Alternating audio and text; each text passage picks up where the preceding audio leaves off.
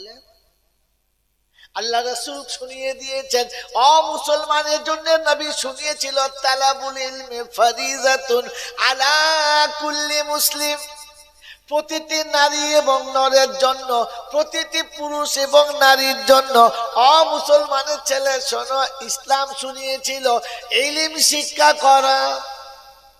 জোরে বলেন, ইলম শিক্ষা করা। জোরে বলেন, ফরজ। মুসলমানের ছেলে ফরজ যে ছেড়ে দিল, আর কি বাকি রয়েছে?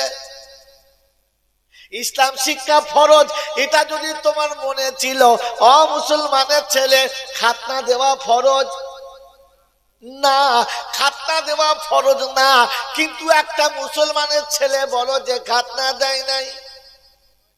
সবার দেওয়া আছে, খাতনা না দিলে লোকে বলবে হ্যাঁ না বলেন। বিয়ের পরে বাসর ঘরে গিয়ে যদি দেখে স্বামী দারুণ দেখতে, বিবি দারুণ দেখতে, কিন্তু সাক্ষাতে গিয়ে দেখে একেবারে হাতি সুরবার করেছে, ছুট মেরেছে, বলবেন নানি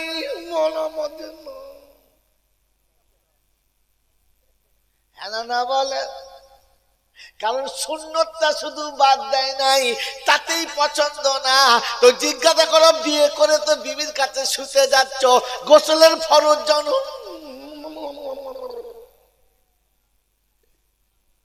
ওরকম খাতনা না দিলে চলবে, গোসলের ফরজ না জানলে ঈমান নষ্ট হয়ে যাবে। মুসলমানের ছেলে গোসলের ফরজ যদি আদায় না হয়, নাপাক শরীরে নামাজে গিয়ে যদি দাঁড়ায় আর জেনে বুঝে, ঈমান চলে যাবে। দিন কোথায় পাবি বোকা কথাকার? শুধু খালি কঞ্চিতা ঝোড়া দেখেছিস। ইসলামের ইলম শিক্ষা ফরজ ছিল, ওটাতেই তোমার বাদ চলে গেছে। যতগুলো মুসলমান বসে আছে সব কটা মুসলমানের ছেলে, হ্যাঁ না বলেন? জোরে বলেন হ্যাঁ না। জিজ্ঞাসা করেন সব কটাকে দাঁড় করিয়ে দিয়ে, মুসলমানের ছেলে নামাজে ফরজ কটা? খালি নাকে সিগনি টানবে তখন। হালাকে সবাই জানে, জলছে, প্রতিদিন শুনছে, মুসলমানের ছেলে যার কাছে ইসলামের নামাজ থাকে না, ওকে মুসলমান বলা যাবে না। বিবি ওকে মুসলমান বলবে, বাচ্চা ওকে মুসলমান বলবে, পাড়ার লোকে মুসলমান বলবে, দুনিয়ার রেজিস্ট্রি খাতায় মুসলমান হবে, সরকার মুসলমানের খাতায় তুলে দেবে, রবের খাতায় মুসলমানের চাপবে না। আল্লাহ পাক রব্বুল আলামিন শুনিয়ে দিয়েছে, আমি মুসলমানকে নামাজ দিয়ে, নামাজ ছাড়া মুসলমান থাকে না। আল্লাহ নবী বলেন, আল ফারকু বাইনাল মুসলিমি ওয়াল কাফির, একজন কাফির একজন মুসলমানের মধ্যে তফাৎ হলো, মুসলমান নামাজি হবে, বেঈমান নামাজ কখনো পড়বে না। মান তারাকা সালাতু মুতাআম্মিদান ফাকাদ কাফার, ইচ্ছা করে নামাজে কাজা করলো, সেজন্য কুফরি করে ফেললো।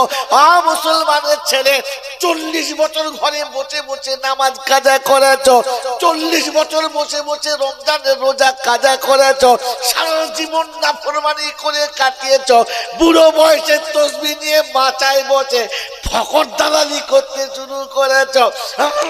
হাজী সাহেব, ফেরেশতা বলছে কবরে হয় ধুলো দেবো, গোষ্ঠী উদ্ধার করে দাও। গোটা জীবন গরিবকে ঠকিয়েছ, এতিমকে ঠকিয়েছ, মিসকিনকে ঠকিয়েছ, বোনের সম্পত্তি মেরে খেয়েছ, পাড়ার লোকের বাঁশ দিয়ে বেরিয়েছ, এখন বুড়ো বয়সে ছাপ্পন ঝুলিয়ে বসে আছো। আস্তাগফিরুল্লাহ, উনি শয়তানের ডালপালা, যার কাছে অন্যায় করছিস ক্ষমা তার কাছে চা, কবরে খোদা তোকে ক্ষমা করবে না। রব্বে জুল জালাল বলে, শোন, আমার হক আমি ছেড়ে দেব, বোনের হকটা দিয়ে তবে মরবি, প্রতিবেশীর হকটা দিয়ে তবে মরবি, শাশুড়ির হকটা দিয়ে তবে মরবি, শ্বশুরের হকটা দিয়ে তবে মরবি। জামাই পছন্দ হয়ে গেছে, বিয়ে দেবে, তো ছেলের বাপ একদম রাক্ষসের মতো হাঁ করে আসে, এতটা চাই। মেয়ের বাপ হাত ধরে বলছে, ভাই আমার ক্ষমতা নাই, একটু না, যাও যাও যাও যাও যাও যাও যাও।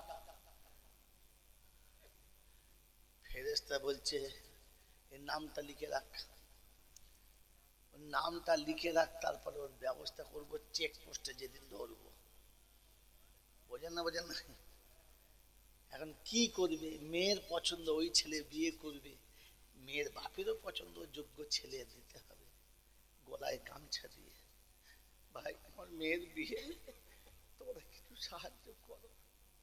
কে ভিক করছে? বাপ। শ্বশুর কার?